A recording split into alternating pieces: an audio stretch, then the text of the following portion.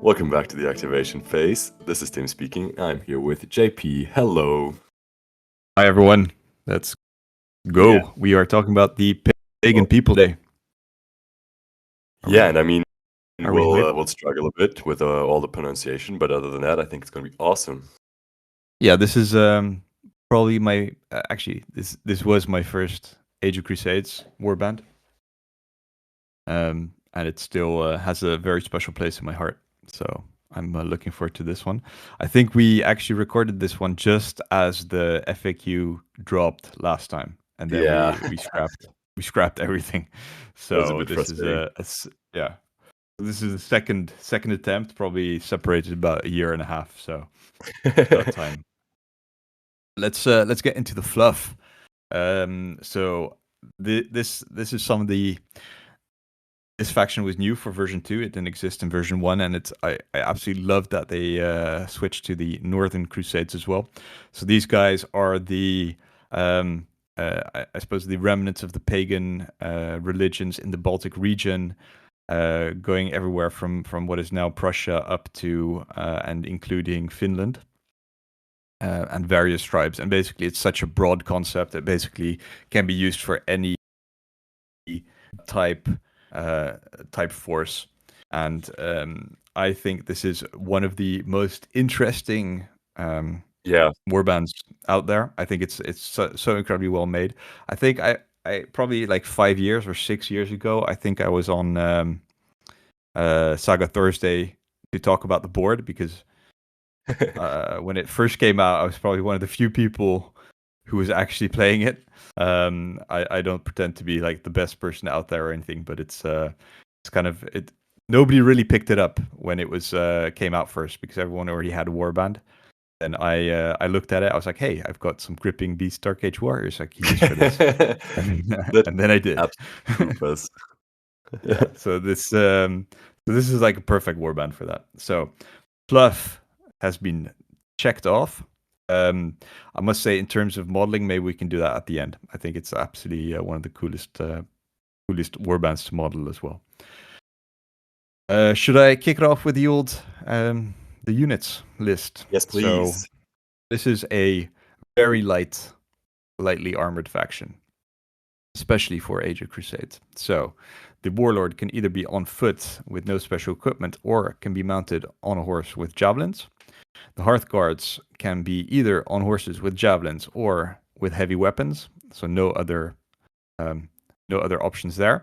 And then finally, the warriors either have no special equipment, bows, and then finally, the levies can only be equipped with javelin. So relatively compact and quite limiting in terms of the equipment that you can choose, but really, but still you can kind of do whatever you want with these with this warband. So pretty cool little thing.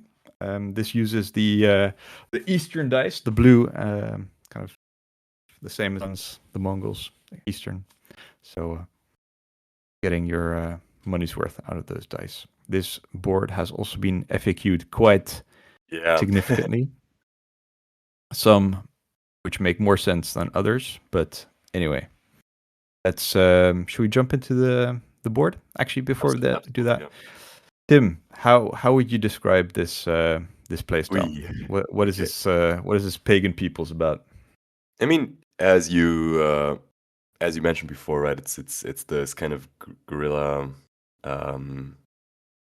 play style where you have these usually small units and hiding in forests and shooting for much more than they should be shooting for, or fighting. But the shooting is usually the important part. And yeah, I always felt they always try to trade up, and they're these small 6-man unit of warriors, and they try to take out bigger units of warriors, or just generate more value by, I don't know, not fully dying but taking more enemy models with them. So they have this playstyle of I'm bringing 12 units, and I don't really care if you take out 2 or 3 of them. It doesn't really change anything for me. And I think, yeah, that's the whole thing, right? Yeah, I think they just out-activate pretty much anyone as well. So it's a yeah, it's just such an interesting, versatile board. They don't really care. They love terrain more than anyone else. Yeah. I think ever in Saga. Picked. So yeah. Oh yeah, picks. Well, I would argue these are up there as well. Yeah. And then yeah, so how I would say more than any other board, this warband requires you to be fully aware of the terrain rules and to be incredibly good at placing terrain in the scenarios. Where they do kind of run into problems is some of the scenarios, especially in the tournament booklet from from Studio Tomahawk, with a very restrictive terrain placement. There you start to get some issues, but if you can get around that, you're going to be doing well. So I think enough talking, beating around the bush. Should we Maybe dive in? this is the perfect time to throw a quick announcement in here because I at the next Osnabrück tournament in northwestern Germany will not play the scenario booklet from Studio Tomahawk. So the pagan people are very welcome, and there's lots of terrain that you can use. And I think you're also are you co-hosting or is it the Belgians people time? Like is it? But this time it's the Belgians, but I mean it's they're taking the lead here, but it's always I step in to help every once in a while. But the Belgians are up this year for their Benelux Grand Melee. It's being held on the should have prepared. I did not. The 17th of May in Gelrode in Belgium. So they have a really nice location where lots of space. And then it's the 17th of May 2026 from 9 o'clock to 5:30, 24 places to be determined in terms of which age will be played. But that one's coming on there. So it's on T3. You can sign up already. Perfect. This quick little ad break over. Do you want to also talk about the Age of Magic tournament? By the time this is released, it's probably already over, but 10th of January in Amersfoort, we're doing a small Age of Magic tournament for 12 people. There's still a few places left, but it's pretty relaxed. I think Age of Magic has hardly been played the last few years here. Yeah. So I kind of wanted to try it out and then just see if anyone is interested. But I think it's I don't know why, but it's maybe less popular. But I think every once in a while it's interesting to have a look at a different book. All right, back to the way. Let's get into it. All right, I will take the the basic abilities. So yeah, here there is a pretty big change, and I think really amazing change. The Hearthguard, Warriors, and Levies activations are exactly as you would expect. Same thing with the combat bonus, nothing special there. However, the only difference from the standard is where the activation pool would normally be. There you have Umber Irama. This is taking a rare. It's an activation, so activate up to 3 units containing a maximum of 6 figures each. Just to be clear, this means you activate 3 different units. You can't activate the same unit 3 times. But it's the little hint as to where this board is going to lead you with a maximum of 6 figures per unit as a pretty optimal choice. This ability is so incredibly good. Holy moly. Yeah, and I mean, yeah, it takes a rare, but you can play it as many times as you want in a single turn, so you can literally just envelop your opponent's units, and yeah, this is so good. It's not even it's not just movements or something. It's so good. Yeah, it's everything. So you can rest really easily. You can shoot multiple times easily. If you're lucky, you can you can just out activate anyone. Yeah, great ability. Holy moly. This and it's also the one that's already kind of defining what you want to bring, right? Because this is so good, and then other abilities obviously have the same thing, but This being a basic ability and being so good is really relevant here. Right, should I just get into the first advanced ability? Let's go. All right, first advanced ability is called Puhayarf, and it's an Ordis that takes a rare again, and it says roll up to 8 of your available saga dice and add them to your inactive saga dice. This number cannot exceed the number of friendly, non-hero, non-mercenary units made of up to 6 figures.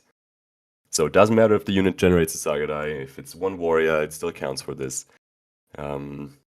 And this was FAQ'd, and this is really good now because it was FAQ'd in the beginning too. So with the if you can do more, you can do less. That was really effective, and then now they just redid it, and it's quite clear now.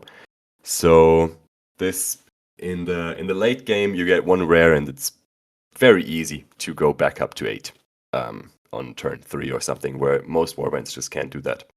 So great ability. This is basically the replacement for the activation pool, but on steroids. Yeah.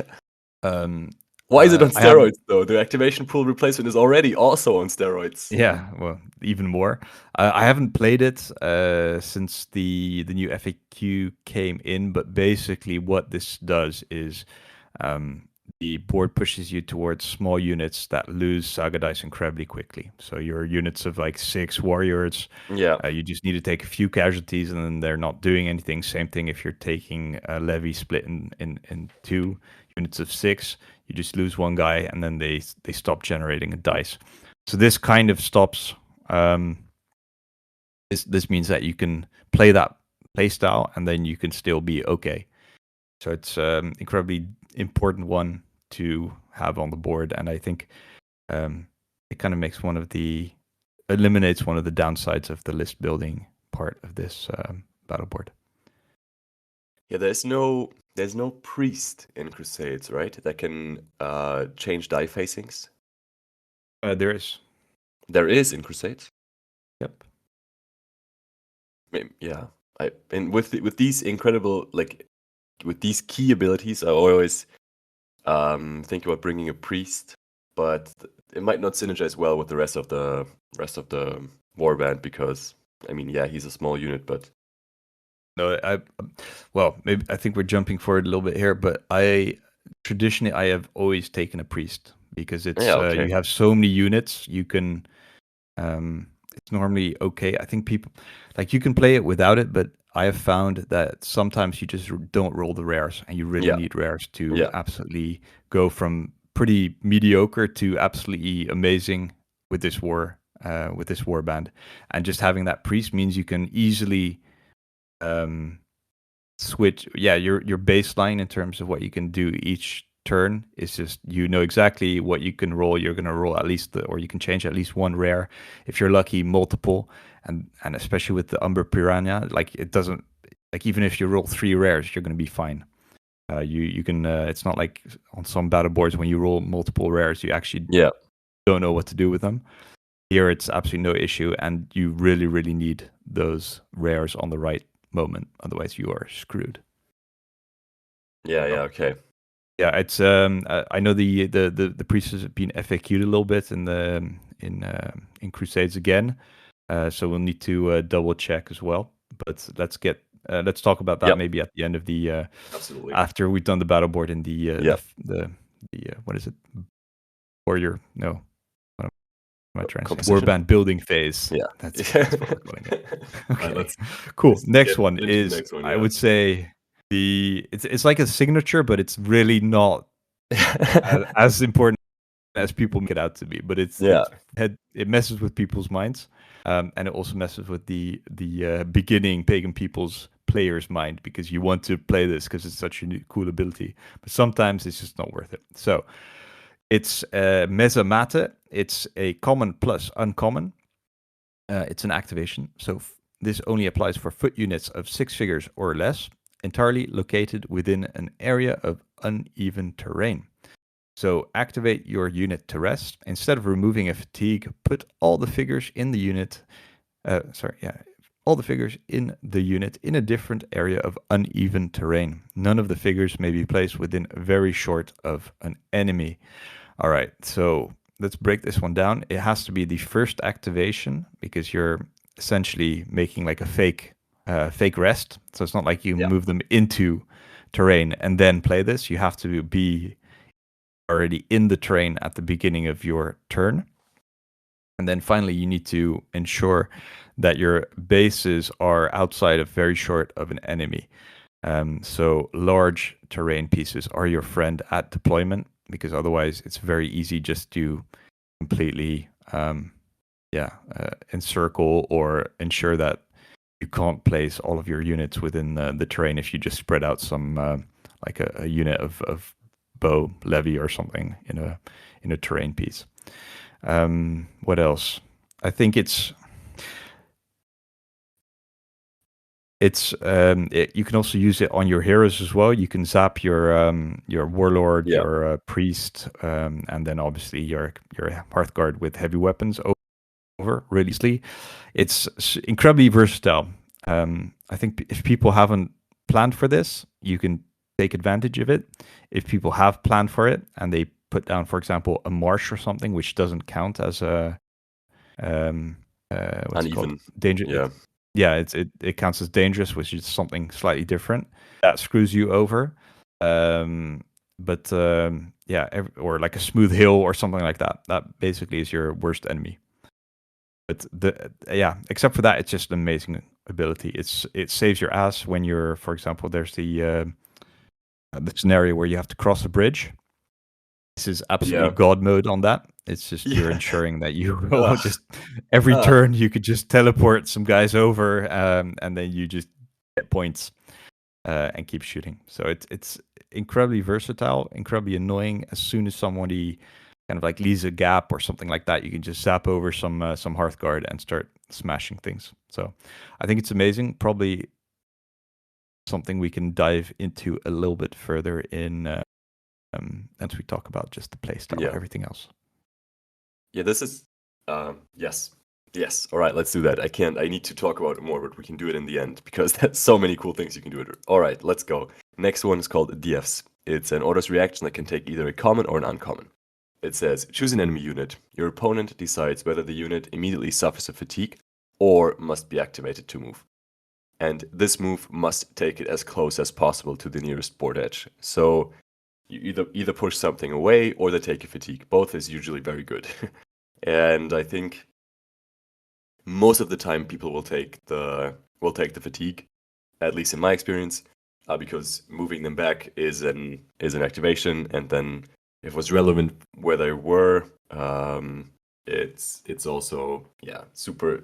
Like if they want to charge or something, then they are gonna get the fatigue anyway because they have to double move.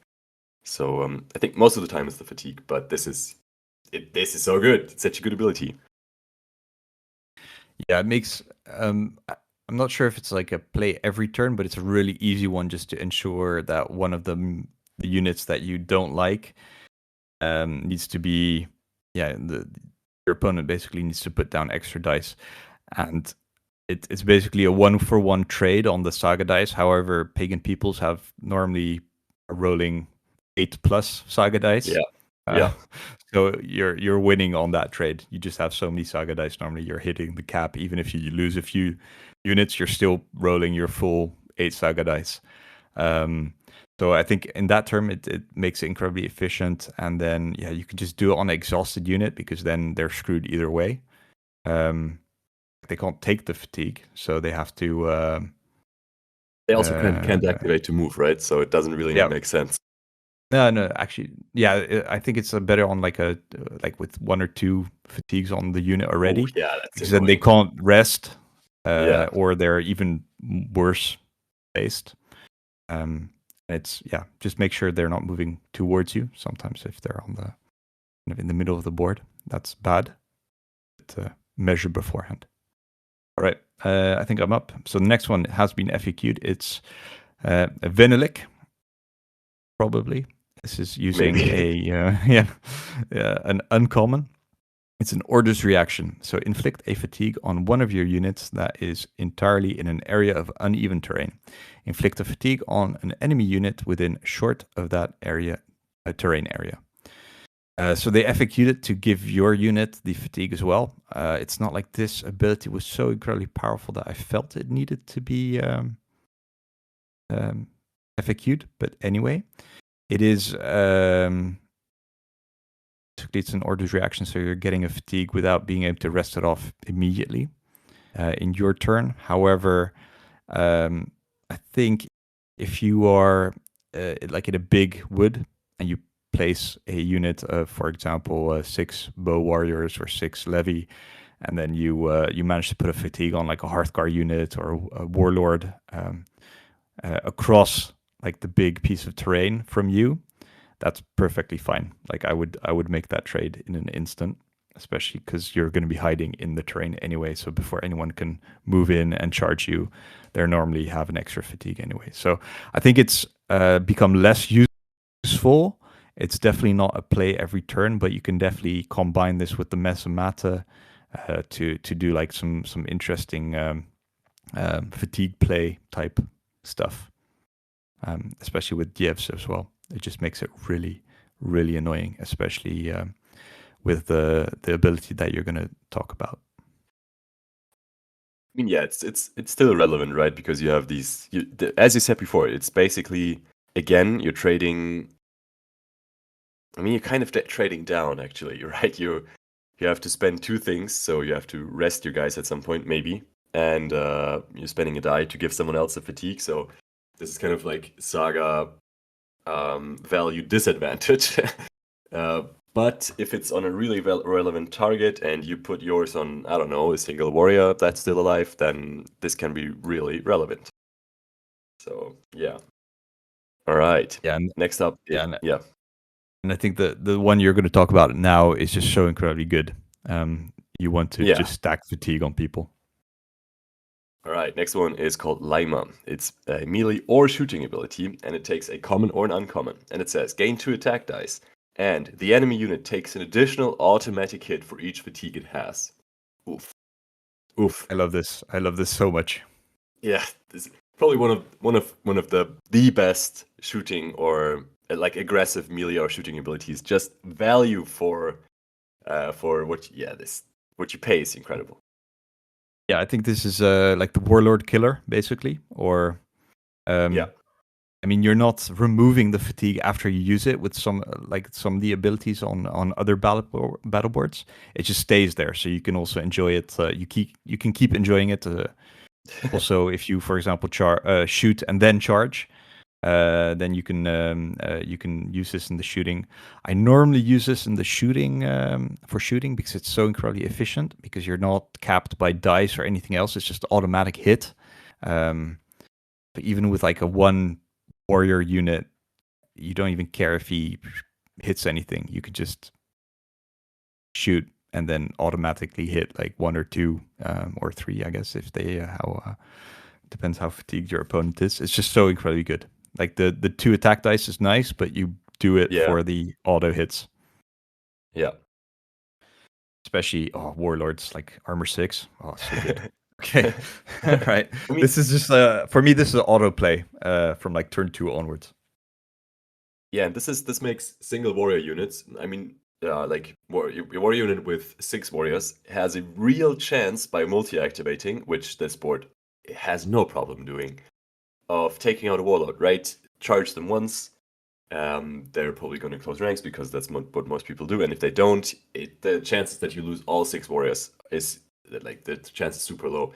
And it's still 6 warriors. They punch. They probably get 1 fatigue from the combat, 1 fatigue from your attacks, and then you have the 2 remaining warriors just charge in again and play this. And chances are pretty good that you kill the warlord, and that's incredible. Yeah, because you don't care if you lose 1 or 2 units. Yeah, you have plenty of more where those came from. So it's really good. All right, the next one, also big fan of this one. It's a 2 dice ability. It's 2 commons. It's called Percons. It's an activation. So activate a unit to charge. In the ensuing melee, your unit gets 4 bonus attack dice. which is amazing. So it's like, yes, it is a 2 dice ability. However, it's basically a charge and 4 attack dice for a common. So Yeah. can't go wrong, especially for levies. Yeah. Charging them with a common legit. It's basically good for anyone. Like you can do it with your Hearthguard on with javelins. If they want to charge, you can do it with your Hearthguard with heavy weapons. It's just good for every single unit, and it's gonna absolutely destroy. I think the only thing with the bonus dice now is how does it work with the levy? Because they only have 6 Yeah. levy. How many attack dice? Yeah, they lose Yeah. one. 2. Yeah. Yeah. The thing is, if you do it on units of 6 levies, then you get 2 bonus attack dice because they only have 2 Yeah. themselves.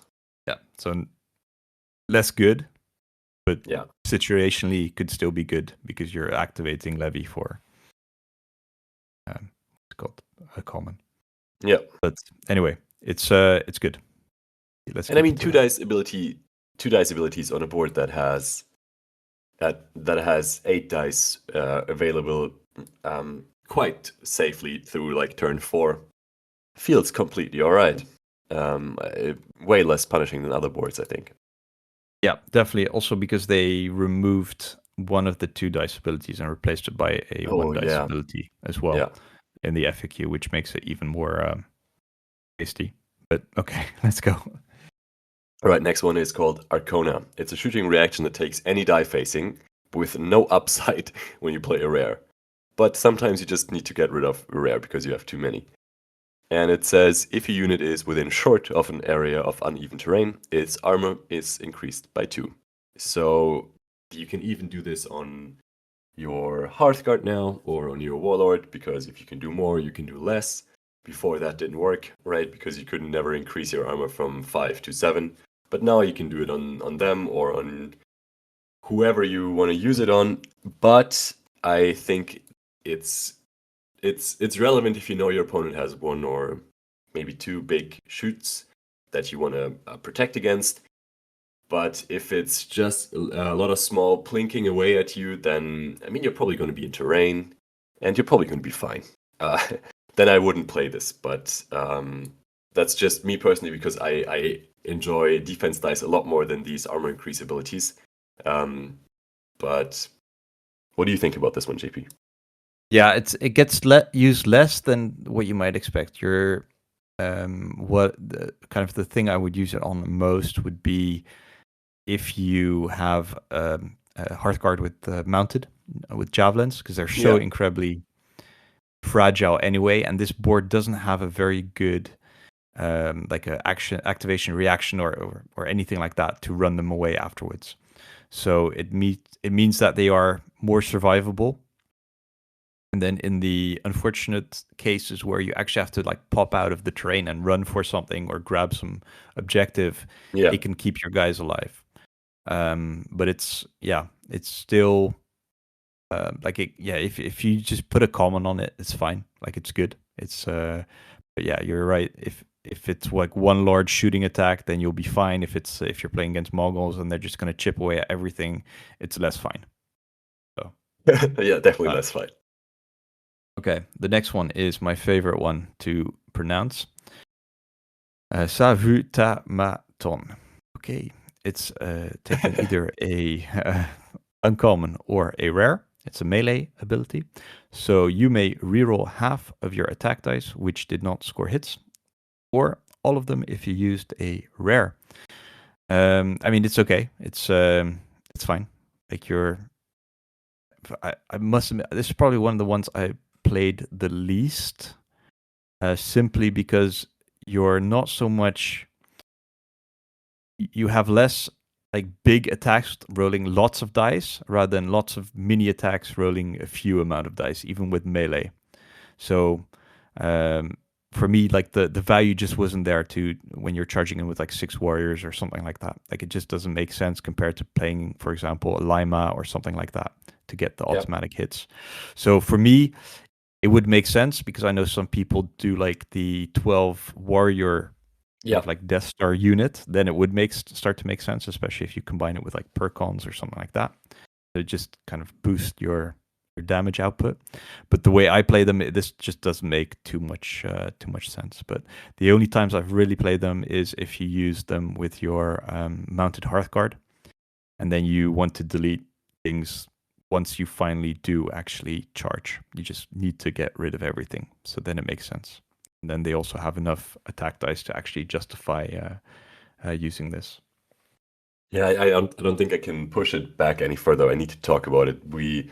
Bringing the bodyguards for this warband is also super relevant because your warlord with the bodyguards just is an absolute hammer. You can teleport him. You can they still qualify as a unit of 6 or less, and then they're Hearthguard, not a warlord anymore. So they also count for Puhajarf, the one that looks at non-hero units to roll more dice. So yeah, this on a unit that's rolling 12 attacks is so good. And then for them the Percons gets much better because the warlord can now use it for 3 bonus attack dice because there's 3 models in there, and it's such a great combo that it's really that mercenary, quote unquote, because they become loyal, is I think is really cool. So yeah, Yeah. right. Okay, awesome. You Let's get the good get one. Yeah. let's get to the next signature ability, I guess. This is probably more the signature ability, right? Even though that it's changed, this is the one that people also know. Naya. I mean, we'll see. All right. It's called Taravita, and it takes a rare, and you can play it in Orders or Orders Reaction. It says, choose between your units gain 2 bonus attack dice during each melee, or your units gain 2 bonus attack dice during each shooting. This effect lasts until the end of the turn. So, yeah, you can really... Then this is really good playstyle as well, right? You want to prepare the whole game for a really relevant turn where you maybe turn 3 or 4 where you plan to make this big move to take out most of the opponent's saga dice. At least that's how I try to play. And this perfectly rewards you for that. You put it on here in turn 1, and then you don't really have to use it. But once you have the turn set up where you can kill most of the stuff, then this is incredible. And with the current rules, there's also a way to have it in your and your opponent's turn, where you can play it in your turn to get the melee bonus if you want. And by putting a dice on there in turn 2, for example, and then playing it in turn 3 in your orders, then putting a new dice on it in your orders in turn 3, and then you can play it in the orders reaction. But of course, and that's probably what I have seen do. Is that an English sentence? I think it is. Is you just do it for the shooting, right? Because that's how it worked before. Just a lot of high value shooting now. It's really annoying. And this is I think we're going to talk probably longer about the warband composition and how you want to build it than the battle board itself. Yeah. Because there's so many different ways you can go with this warband, and I think it really it makes it really interesting because you can kind of tailor it to your playstyle as well. But I think this one is it's just, for me, it just means lots of shooting that is incredibly high quality. Especially you can take combined with the Umber Pirama with that's the 3 activations. You can just line up so many shots before your guys even get a fatigue, or that your opponent can use the fatigue. So I think it's like a unit of 5 warriors will have 3 attack dice for shooting, which is not great. But then with the Tara Evita, you're throwing 5 dice, which is pretty much what like a levy unit would do. So they're incredibly powerful, more than you would expect. And then you just chip away, especially with the Umber Piranha. You're just throwing probably like 6 shots. Like, okay, your guys will get fatigue, but you're just shooting so incredibly much for a relatively small investment in kind of like points. So that's the way I tend to use it. But I think the choice in terms of the melee as well, you can at some point you just need to go in close for melee, especially with your heavy weapon guys or your warriors or anything like that. So it's just such a like nice passive buff for everyone. It's good one. All right, you want to take the last one? Yep. This is also like a sleeper one. I think it doesn't. Yeah. People don't know how good it is, but this is amazing. So this is Kira. This can be played with either common, uncommon, or rare. It's an activation. So activate a unit of 6 figures or less for a move or a charge. Uneven terrain does not reduce this activation's move or charge distance. If you used a rare, this activation does not generate fatigue. All right, this is amazing for everything basically, but it makes the your mounted guys even more legit. It makes everyone more legit, but it's just so incredibly versatile. So on the basic level, it takes all of the dice facing, so you can basically always put something on here. And I do anyway because unless you're going to shoot or rest, you can basically activate your levy or whatever. You can just figure out what you need to do. If your plan doesn't go quite the way you want it to go with like shooting or whatever, you can always choose to charge someone in with this. So it's really versatile. You can charge in or move, levy, whatever, levy warriors or what's it called, Hearthguard. So that's really good and versatile. The second part is the distance move doesn't get reduced by uneven terrain. You want to be maxing out the terrain as much as possible, especially uneven terrain, because you want mesomate. So you're not going to put down like 1 or 2 large terrain pieces which are uneven, and that means basically everyone is incredibly slow. That doesn't apply to you if you put this down, even for your foot units. So that's the second part that's incredibly good. Yeah. So either you can run away or you can get and slap someone really easily, or kind of like run out and pop out of a forest and charge them with like your full movement distance. And then the second part is if you are mounted, it basically means you can just pop across the other side of like a small terrain piece. Like it doesn't affect your movement. With like 6 mounted 6 mounted Hearthguard, you can normally place them so that they can just pop out the other side of the terrain piece without ending up with fatigue, because you can put all your bases just that it's not touching the terrain anymore. And then you can basically start javeling someone to death or charging someone to death. And then the third one is you could just chain it, have like a move and then a second move with the rare, and then arrive without fatigue for the charge with the charge. So it's so incredibly good. Like it's why wouldn't you put something down with this? It's so like, good. The rare makes it. Yeah, it just slaps. Yeah, absolutely. And then it's also I think that this is a little bit expensive to do, but it does mean your mounted either warlord or Hearthguard can kind of do a little bit like the hit and run. They can run up, either charge something, and then run away without getting even more fatigue, or javelin and then run away without getting extra fatigue. So that gets a little bit expensive, especially with the rare. Is worthwhile to keep them alive because they are so incredibly fragile. So yeah, that's a really long explanation, but just it's an incredibly versatile ability, and it means that your guys just go from having lots of activations to also having lots of activations, not caring about terrain, and then also having fatigue-free moves or charges. So there's no downside here.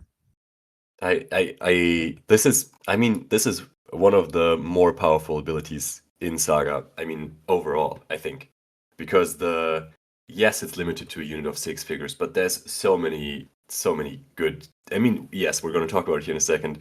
There's so many good configurations, pun intended. Why is it relevant that it's 6 figures? Because you either have the warlord with the bodyguards, or you have the Hearthguard, or you have the mounted, or yeah, it's just always good. That's just a good ability.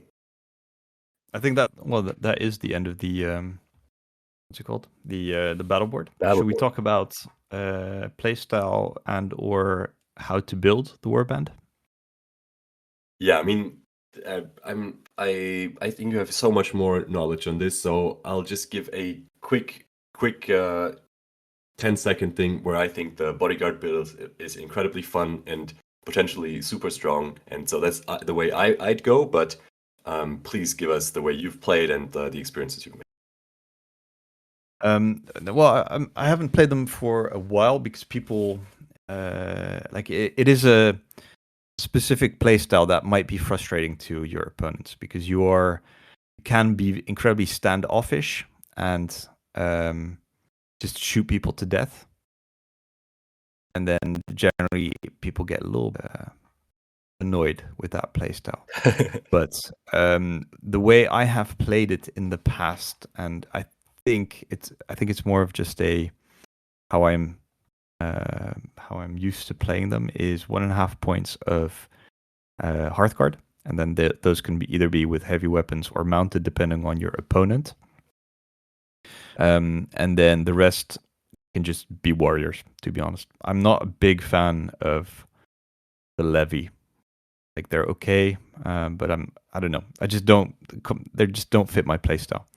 So I think that's a really simple option. And then if not, you can do, if you just want to go for solid, no fuss, and get exactly what you want every single turn, you can do 1.5 points of Hearthguard. You can do 1 point with the priest, and then the rest just warriors. If you really want, you can also pop in like a point of levy if you really want, if that's your playstyle, but I prefer not to. And then what you want to do with your warriors is split them up in units of 5s and 6s, or maybe a 4 somewhere in there, just to make up the numbers. That means you get incredibly large amount of dice. Normally you're hitting the cap on your saga dice, so you're going to be rolling 8 dice all the time. The reason I put in the Hearthguard is more for fun. I'm not convinced you actually need to play Hearthguard with this board, but it's just cool to have them there.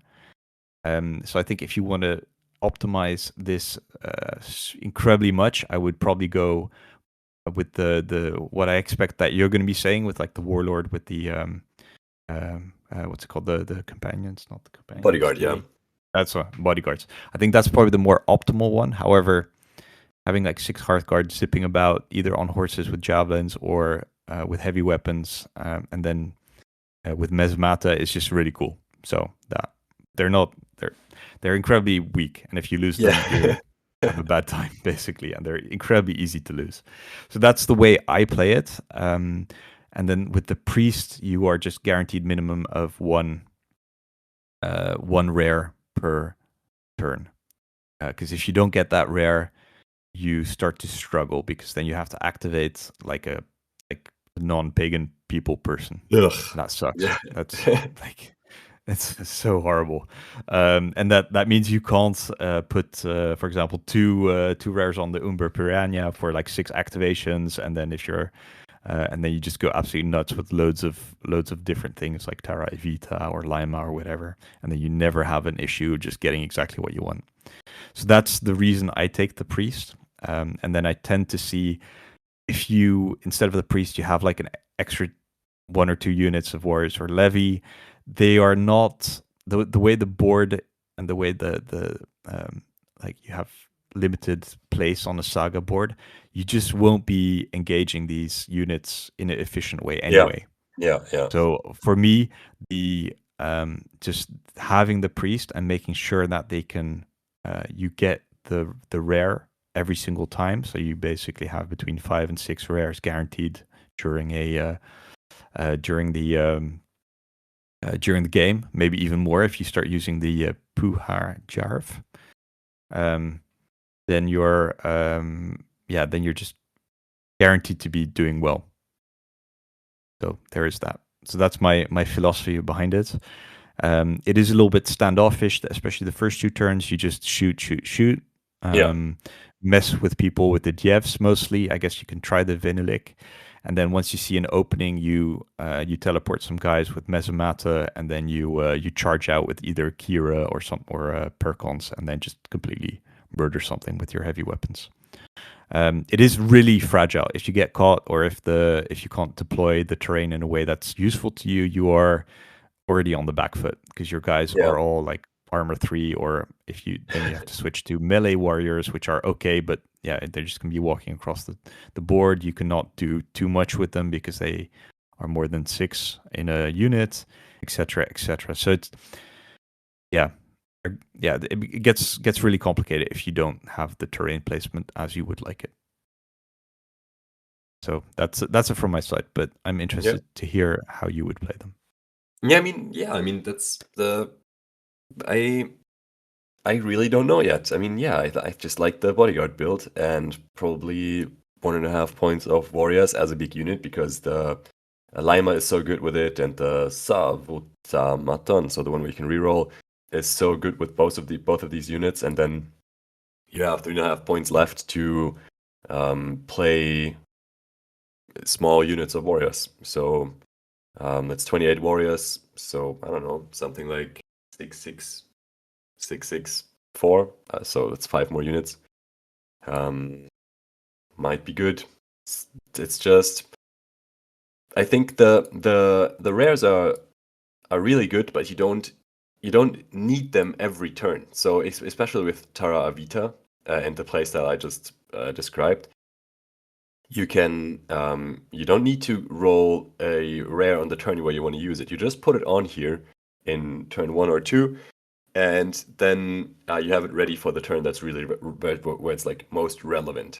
And so I think that's the rares are really good, and you can put lots of rares on here. But if you plan ahead, then you don't need the priest to.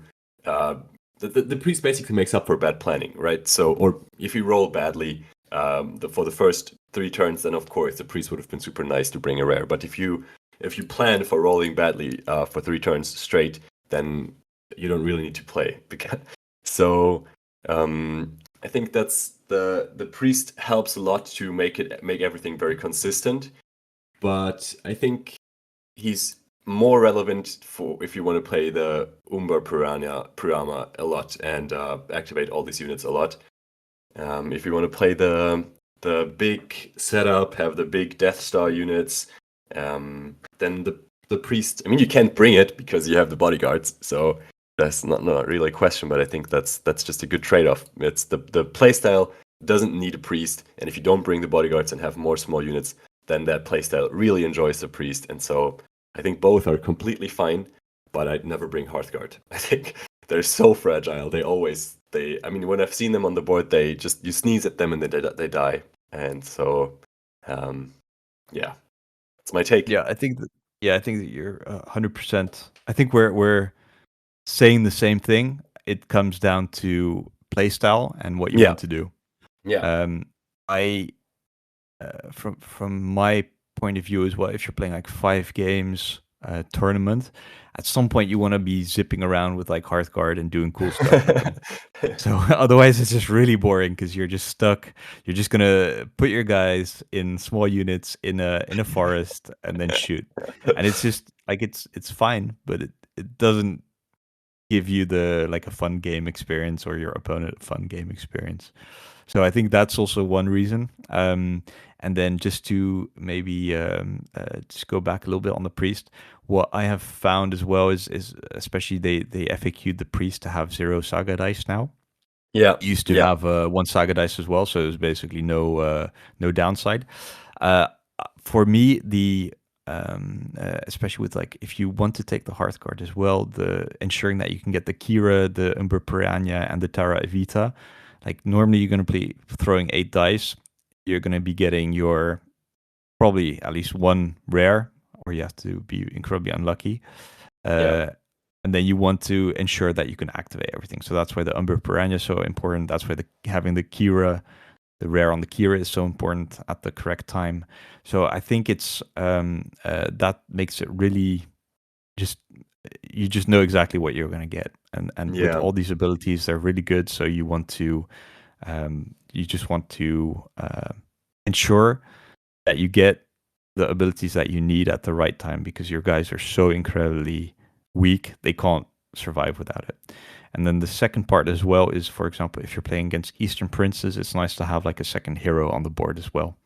Because your guys are going to be spread all over. You're right. Yeah, yeah. Because they can have the I forgot the ability where they basically make one of the units that is outside of, I think, S of a hero a mercenary unit. So that sucks. So that kind of helps against that. Um, so I think it's there's probably as many pagan people builds as there are people, and it all depends on what you want to do and how you want to play them. So I would suggest that you, if you're interested in them, just test them. Like you can't really go wrong. I mean, they're definitely like stronger and less strong builds, but it's overall it's a really solid board and a really unusual one in the Age of Crusades. I mean, I'm feeling a little bit pagan people today. Maybe I wanna try them. There's this ongoing tabletop TTS tournament that I think I'll give these guys a try because I mean, they are very interesting, and yeah, FAQ makes it also just makes it very interesting. You said in the beginning that you wanted to talk about how to actually model these guys, and I obviously think it's Dark Age Warriors all the way, but you have some additional ideas, I think. Yeah, so I mean, that's perfectly fine. I think it's already in terms of the, I guess, the fluff.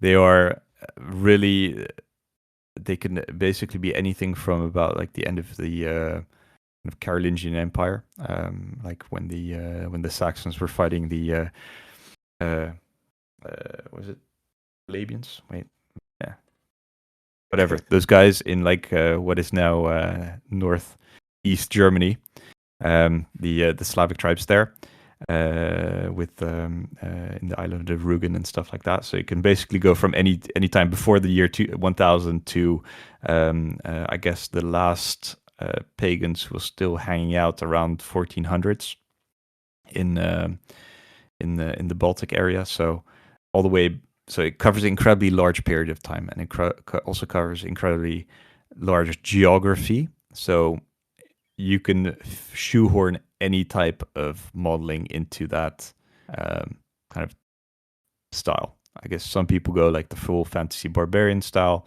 It's not really my thing, but okay. Yeah.